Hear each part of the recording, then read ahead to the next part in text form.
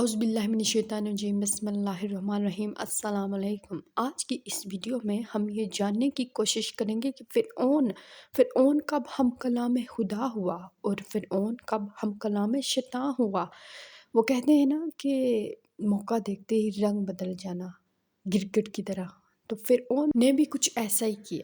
سب سے پہلے مصر میں جو حکمران ہوتا ہے اس کو فرعون کہتے ہیں۔ فرعون کا نام نہیں تھا، بلکہ مصر میں جو بھی حکمران ہوتا تھا، بادشاہ ہوتا تھا وقت کا، اس کو فرعون کہتے تھے۔ اور فرعونوں میں سب سے برا فرعون حضرت موسیٰ کے دور کا فرعون تھا، جو سب سے زیادہ بد اخلاق، سخت دل اور ظالم مشہور تھا۔ فرعون کا پورا نام ولید بن مصعب بن ریان تھا۔ اس کا تعلق قبیلہ قبطیہ سے تھا۔ حضرت یوسف علیہ السلام کے دور کا فرعون، اس کا نام ریان بن ولی تھا اور اس نے اسلام قبول کر لیا تھا۔ اور حضرت یوسف اور حضرت موسیٰ علیہ السلام کے فرعون کے درمیان تقریباً 400 سال کا عرصہ ہے۔ شیطان انسان کا ازلی دشمن ہے، جو کہ انسان کو جہنم کا ایندھن بنانے کا ارادہ اور مقصد لے کر اس دنیا کی طرف آیا ہے۔ فرعون انسان کو اپنا غلام، اپنا محکوم سمجھتا تھا اور خدائی کا دعوے دار بھی تھا۔ شیطان اور فرعون کا ایک مکالمہ مشہور ہے کہ شیطان نے کہا فرعون سے، کیا تو مجھے جانتا ہے؟ فرعون نے کہا نعم، ہاں میں جانتا ہوں۔ شیطان نے کہا تم میں ایک خصلت مجھ سے زیادہ ہے۔ فرعون نے پوچھا وہ کون سی؟ شیطان نے کہا کہ تو نے خدائی کا دعویٰ کر کے مجھ سے بڑھ کر جرات کی ہے، جبکہ میں علم قوت میں تجھ سے کہیں بڑھ کر ہوں۔ فرعون نے کہا ہاں میں توبہ کرنا چاہتا ہوں۔ شیطان نے کہا اب بھی توبہ مت کرنا، کیونکہ ابھی تو تم کو لوگوں نے خدا تسلیم کرنا شروع کیا ہے۔ اب اگر تم اپنے خدائی کے دعوے سے پیچھے ہٹے تو یقیناً یہ سرکش لوگ تم کو نیست و نابود کر دیں گے۔ فرعون نے کہا شیطان سے پوچھا کیا تو نے مجھ سے بڑھ کر بھی کوئی اور خبیث شخص دنیا میں دیکھا ہے؟ اس نے کہا ہاں۔ اس نے کہا کون؟ اس نے کہا وہ شخص جس کے سامنے معذرت کی جائے، غلطی کر کے معذرت کی جائے، مگر وہ شخص کسی کی معذرت قبول نہ کرے، وہ تجھ سے بھی بڑھ کر خبیث ہے۔ اس بات سے اندازہ لگائیں کہ خدائی کا دعویٰ ہو یا دل میں کسی کے لیے شر، یہ دونوں چیزیں خباثت کے تناظر میں آتی ہیں۔ اس لیے اگر آپ کے دل میں کسی کے لیے خیر نہیں ہے تو شر بھی نہ رکھیں۔ فرعون نے ایک خواب دیکھا جو کہ تاریخ میں بہت مشہور ہے کہ بیت المقدس کی طرف سے ایک آگ نکلی اور اس نے تمام مصر کو گھیر لیا اور تمام قبطیوں کو جلا ڈالا، مگر بنی اسرائیل کو آگ سے نقصان نہ پہنچا۔ جب فرعون نے یہ خواب دیکھا تو وہ سخت بے چین ہوا۔ اس نے اپنے دربار میں تمام اہل نجوم کو مدعو کیا اور ان سے اس خواب کی تعبیر پوچھی۔ تمام اہل نجوم نے اس سے کہا کہ بیت المقدس کی طرف ایک ایسے بچے کی پیدائش ہوگی جو کہ مصر پر سے جبرانہ حکومت کو ختم کر دے گا اور بنی اسرائیل کو وہ حق اور توحید کی طرف دعوت دے گا، اور یوں قبطیوں کا خاتمہ ہو جائے گا۔ جب فرعون نے ایسی دردناک تعبیر سنی تو اس نے فوراً ایک منصوبہ بنایا کہ اہل مصر میں جو بھی لڑکے پیدا ہوئے ہیں ان کو قتل کر دیا جائے اور جو بھی عورتیں امید سے ہیں ان کے حمل ضائع کر دیے جائیں۔ اس طرح تقریباً 12 سے 17 ہزار کے درمیان لڑکوں کو قتل کر دیا گیا، مگر حضرت موسیٰ علیہ السلام کو اللہ تعالیٰ نے اپنی حفاظت کے حصار میں رکھا اور ان کی پیدائش ہوئی اور ان کی پرورش فرعون جیسے ظالم جابر حکمران کے محل میں اس کی بیوی حضرت آسیہ جو کہ اہل ایمان سے تھی انہوں نے کی، اور اسی وجہ سے حضرت آسیہ علیہ السلام کو فرعون نے دردناک اذیت ناک موت دی۔ اور جب فرعون کی ہزار تدابیروں کے باوجود حضرت موسیٰ علیہ السلام روزی روشن کی طرح عیاں ہوئے اور انہوں نے نبوت کا اعلان کیا تو فرعون کو یہ خطرہ لاحق ہوا کہ کہیں وہ لوگ جو اس کو پوجتے ہیں، اس کو خدا مانتے ہیں، کہیں اس کا انکار نہ کر دیں، کہیں حق کی طرف، موسیٰ کے رب کی طرف نہ پلٹ جائیں۔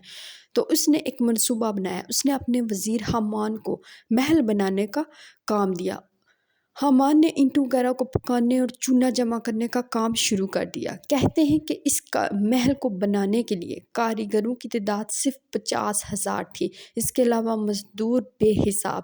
تقریباً 7 سال کے عرصے میں ایک ایسا محل بنا دیا گیا جو کہ زمین اور آسمان میں اس سے زیادہ بلند محل کوئی بھی نہ تھا، اور جس کو زمین اور آسمان نے آج تک نہیں دیکھا تھا۔ جب حضرت موسیٰ علیہ السلام کو اس محل کی تعمیر کے بارے میں علم ہوا تو انہیں سخت ناگوار گزرا۔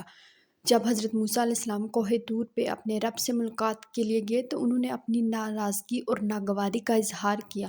اللہ تعالیٰ نے فرمایا، اے موسیٰ، تم غم نہ کرو، بے شک یہ محل ہم کچھ پل میں مٹا دیں گے۔ ایک دن فرعون اور اس کے خاص آدمی محل کے اوپر چھت پر گئے اور انہوں نے آسمان پہ تیر پھینکے، اور اللہ کے حکم سے وہ تیر جب واپس پلٹے تو وہ خون آلود تھے۔ ان لوگوں نے شور مچا دیا کہ ہم نے موسیٰ کے رب کو قتل کر دیا۔ یہ اعلان ہوا ہی تھا کہ اللہ تعالیٰ نے حضرت جبریل علیہ السلام کو حکم دیا تو جبریل علیہ السلام نے اپنے پر کا ایک کوہنا مارا، اور وہ اتنا وسیع و عریض محل 3 بڑے ٹکڑوں میں تقسیم ہو گیا۔ کہتے ہیں کہ ایک ٹکڑا سمندر میں، ایک ٹکڑا ہندوستان میں اور ایک ٹکڑا یورپ میں جا گرا۔ ایک روایت یہ بھی ہے کہ ایک ٹکڑا قبطیوں پہ جا گرا، اور جس سے 10 لاکھ قبطی مارے گئے۔ اپنی تمام تدابیریں کر کے تھک ہار کے اب فرعون کا اپنے رب سے ہم کلام ہونے کا وقت آتا ہے۔ یوم نوروز یعنی کہ آتش پرستوں کی عید کا دن تھا۔ جب دریائے نیل ٹھاٹھیں مارنے لگتا تو لوگوں نے یہ مشہور کر دیا تھا کہ اس دن فرعون نے دریائے نیل کو تمہارے لیے پرجوش کر دیا ہے، تو اب تم اس کو سجدہ کرو، اور چاہے لوگ ایسا ہی کرتے۔ ایک سال ایسا ہوا کہ دریائے نیل کا پانی کم ہو گیا اور لوگ بھوک، افلاس اور قحط کا شکار ہو گئے۔ جانور، مرد، عورت، بچے اس قحط سے مرنا شروع ہو گئے تو لوگ تمام اکٹھے ہوئے۔ انہوں نے جا کے فرعون سے کہا، اگر تم ہمارے خدا ہو تو دریائے نیل کو دوبارہ سے بھر دو اور ہمارا قحط ختم کر دو۔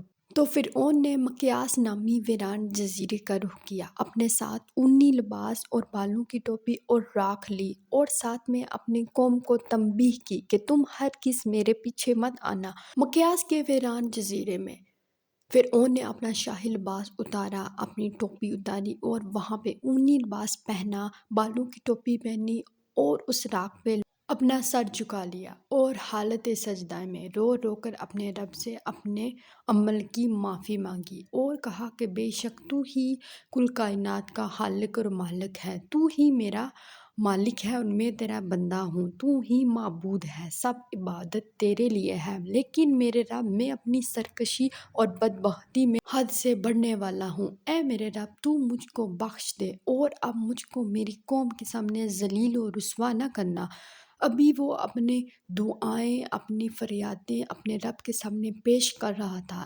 ایک لمحے کی مخلصی اس نے اپنے رب کو دی، اور رب نے اس کو اپنی قوم کے سامنے ذلیل اور رسوا ہونے سے بچا لیا، اور اللہ تعالیٰ نے دریائے نیل کا پانی جاری کر دیا، اور دریائے نیل کو حکم دیا کہ فرعون کے ساتھ ساتھ چلے، اور فرعون کی قوم نے دیکھا کہ دریائے نیل کا پانی ایسے چل رہا ہے جیسے فرعون کے دامن کے ساتھ ساتھ، اور یوں پوری قوم نے اپنے دامن میں پانی اور کیچڑ دونوں کو سمیٹ کے جشن منایا، جو کہ اہل مصر کے لوگ آج بھی یوم نیروز کے طور پر دریائے نیل کی طغیانی کے دن کے طور پر مناتے ہیں۔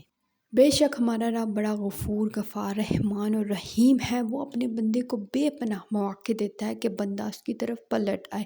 جب حضرت موسیٰ علیہ السلام نے اپنے رب سے کہا کہ فرعون اپنی سرکشی میں حد سے بڑھ چکا ہے اور اب اس کا پلٹنا مشکل ہے، تو میرے رب نے کہا، تم اس کی سرکشی کو دیکھتے ہو، اور میں اپنے نام کو جو اس نے اپنے محل کے باہر لکھا تھا خدائی کا دعویٰ کرنے سے پہلے، بسم اللہ الرحمن الرحیم۔